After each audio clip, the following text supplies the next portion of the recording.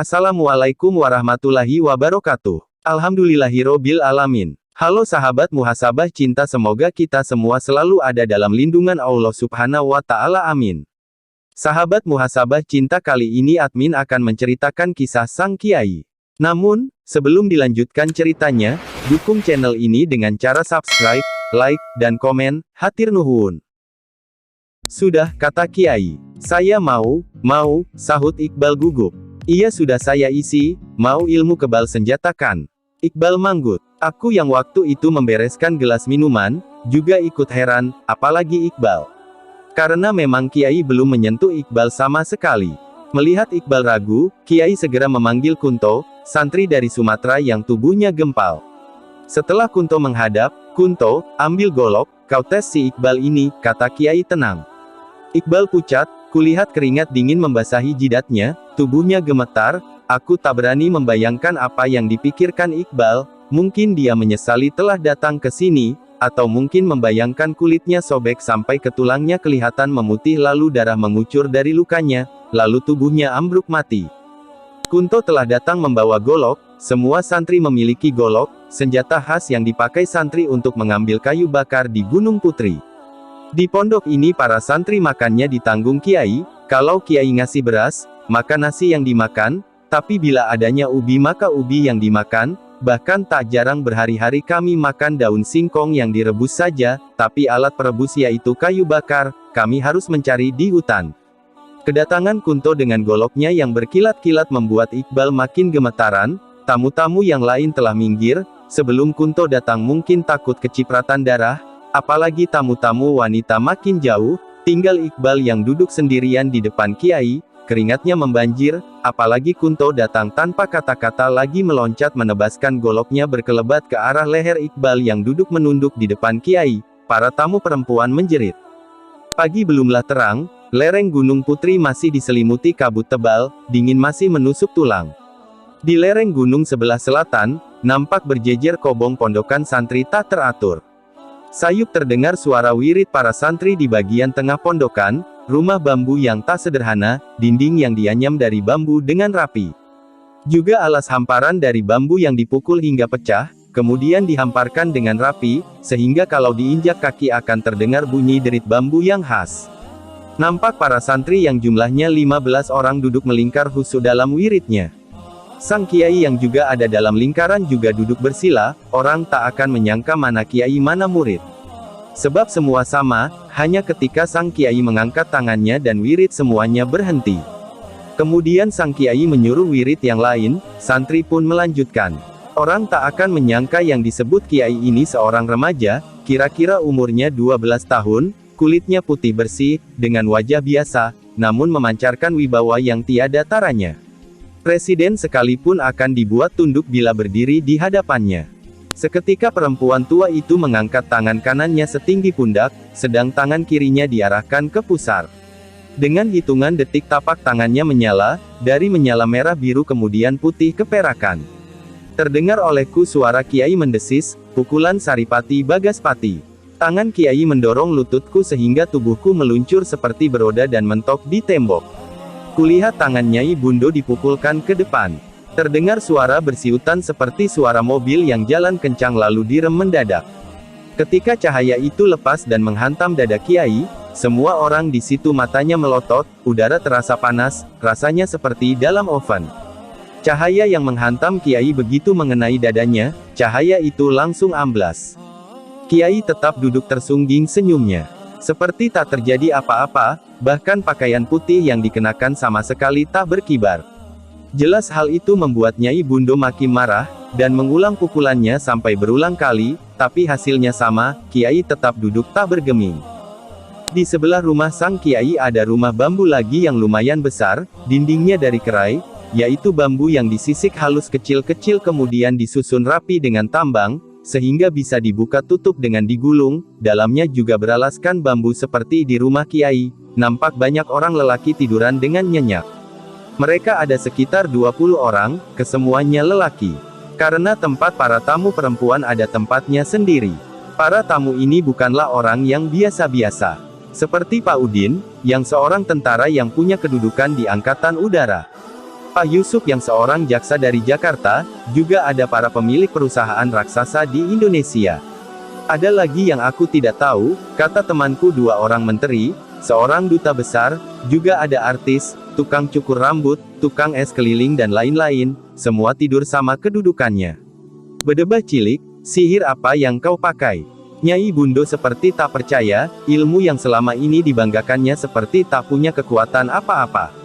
Padahal biasanya yang terkena pukulan yang telah dilambari Aji Saripati Bagaspati, jangankan manusia, kerbau pun akan hangus terbakar luar dalam, tinggal mengasih bumbu sudah matang tak perlu dimasak lagi. Tapi ini orangnya masih hahak-hihik, jelas membuat Nyai Bundo panas hatinya kicat-kicat. Sareh Nyai, ayo duduk sini, kata Kiai masih terus ketawa. Walau masih besengut, nenek itu pun akhirnya duduk di depan Kiai. Lalu Kiai mengangkat tapak tangan kirinya seraya berkata, "Nyai, nanti apa yang keluar dari tapak kiriku, dan engkau bisa mengambilnya maka itu menjadi hakmu." Nyai Bundo penasaran, matanya menatap ke tapak tangan Kiai yang terpentang.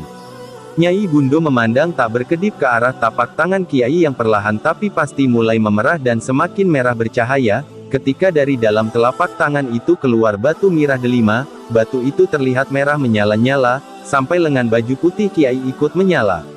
Segera tangan kiri Nyai Bundo meraih punggung tapak tangan Kiai, sementara tangan kanannya mencoba mengambil mirah delima yang menyala-nyala itu, tapi alangkah terkejutnya karena batu itu seperti lengket di telapak tangan Kiai.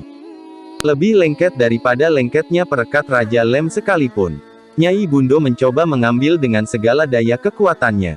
Sementara Kiai terkekeh-kekeh, keringat Nyai Bundo membanjir, dan asap putih tipis mengepul dari rambutnya menunjukkan bahwa Nyai itu telah menggunakan kekuatan tenaga dalamnya.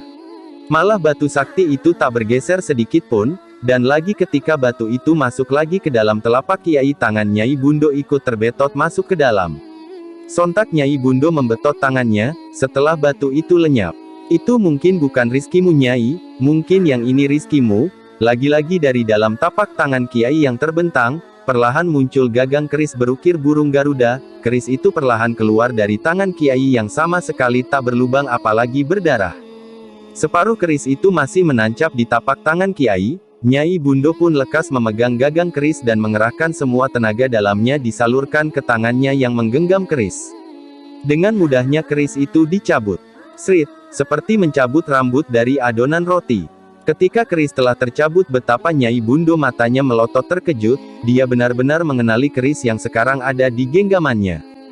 Segera ia bersujud mohon ampun dan menyembah-nyembah ke Kiai. Kiai cuma terkekeh-kekeh sambil membelai rambut putih perempuan tua yang sedang bersujud. Lalu Kiai menyuruh Nyai Bundo duduk dengan tenang. Dan Kiai mengajakku dan yang ada di situ sholat berjamaah karena memang waktu maghrib tinggal sedikit. Setelah sholat selesai dan zikir setelah sholat, Kiai segera menemui Nyai Bundo yang masih duduk sambil tangannya masih memegang keris dan tak ikut menjalankan sholat karena memang Nyai Bundo bukan orang Islam. Ketika Kiai duduk di depannya, Nyai itu segera meraih tangan Kiai menyalaminya, membungkuk dan meletakkan tangan Kiai di jidatnya. "Maafkan aku Guru, yang bodoh ini, tak tahu tingginya gunung di depan mata, bimbinglah aku Guru." Suara Nyai Bundo mengiba, tak seperti pada saat kedatangannya, yang menantang-nantang. "Nyai, dari mana engkau tahu akan diriku?" tanya Kiai. Lalu Nyai Bundo menceritakan. Nyai Bundo adalah orang Kalimantan pedalaman, dia murid seorang sakti bernama Wong Agung Sahlunto, ketika gurunya itu moksa di depannya. Sebelum moksa gurunya itu berpesan, sambil mengacungkan keris yang sekarang ini ada di genggamannya. Lalu katanya, "Muridku, kalau kau nanti menemukan orang yang memegang keris ini, maka tunduklah padanya, ikuti ajarannya dan masuk agamanya." Setelah berkata seperti itu, Wong Agung itu sirna beserta kerisnya. Bertahun-tahun berlalu namun Nyai Bundo tak menemukan keris yang dipegang gurunya di tangan orang lain. Dia mencari ke segala penjuru, namun tetap tak menemukan. Dalam pencariannya itu Nyai bertemu 2 orang pertapa sakti dari orang Dayak, namanya Lu Bajul dan Lu Landak. Dan mereka bertiga mengikat persaudaraan. Pada waktu terjadi kerusuhan sampit, Lu Bajul dan Lu Landak mengamuk, membunuh orang Madura. Sepak terjang 2 orang sakti ini begitu menakutkan, tak jarang seorang bayi yang digendong ibunya, tanpa ketahuan sang ibu, telah kehilangan kepalanya. Sungguh gerakan 2 orang ini tak diketahui, sehingga banyak korban binasa di tangan dingin mereka. Di suatu senja, Lu Bajul dan Lu Landak tengah mengaso di tepi hutan. Setelah selesai menumpas habis dua keluarga, mereka berdua tengah duduk-duduk santai di bawah pohon randu alas. Tiba-tiba ada suara keras dan berat memanggil nama mereka berdua. Mereka segera mendongak ke atas karena suara itu dari atas dan mereka terkejut sekali melihat perwujudan besar tinggi hitam legam, lebih tinggi dari pohon randu alas, matanya merah menyala seluruh tubuhnya ditumbuhi bulu. Serempak mereka berdua bersujud menyembah, karena mereka tahu itulah Jatsaka, jin yang mereka sembah, yang memberikan berbagai ilmu sihir dan ilmu kesaktian. Kata jin itu dengan suaranya yang membuat bumi yang dipijak kedua orang itu bergetar, jebleng. Jebleng, celaka, celaka, sang raja akan datang ke sini, kalian sambutlah dia, dan ikuti apa yang dikatakannya, sebelum dia marah dan menghancurkan bangsaku maka aku akan membinasakan kalian berdua. Setelah menemui sang raja itu kedua pertapa Dayak itu menceritakan pada Nyai Bundo, perempuan itu yang tak ada hubungan dengan Jatsaka tanpa takut. Dengan petunjuk dari Lu Bajul dan Lu Landak segera mencari keberadaan sang raja. Aku jadi ingat pada satu malam setelah wirid malam aku tertidur pulas dalam tidur aku bermimpi Kiai mengajakku, Mas Ian ayo temani aku jalan-jalan, begitu kata Kiai, lalu Kiai menggandengku. Tubuhku terasa ringan seperti kapas, melayang cepat laksana kilat, melintasi pohon melewati gunung, melayang seperti Superman dalam film, melintasi laut menuju pulau, perjalanan begitu cepat. Lalu tubuh kami melayang sebatas pinggang, nampak olehku dua orang duduk bersimpuh, menyembah-nyembah. Ampun Raja apa yang Paduka inginkan? Aku hanya ingin kalian hentikan membunuh orang, kata Kiai masih memegang pergelangan tanganku. Baik Paduka, kalau boleh tahu siapa gerangan Paduka? Aku Kiai Lentik penguasa Gunung Putri, setelah berkata itu maka Kiai pun segera menarik tanganku kembali, melesat cepat, dan aku terbangun, hari sudah pagi. Kejadian malam itu aku menganggapnya hanya mimpi saja, ternyata kini aku tahu bahwa itu nyata, apalagi setelah menguasai ilmu raga sukma melepas sukma itu adalah hal yang biasa saja, terbang kemana saja sekehendak kita.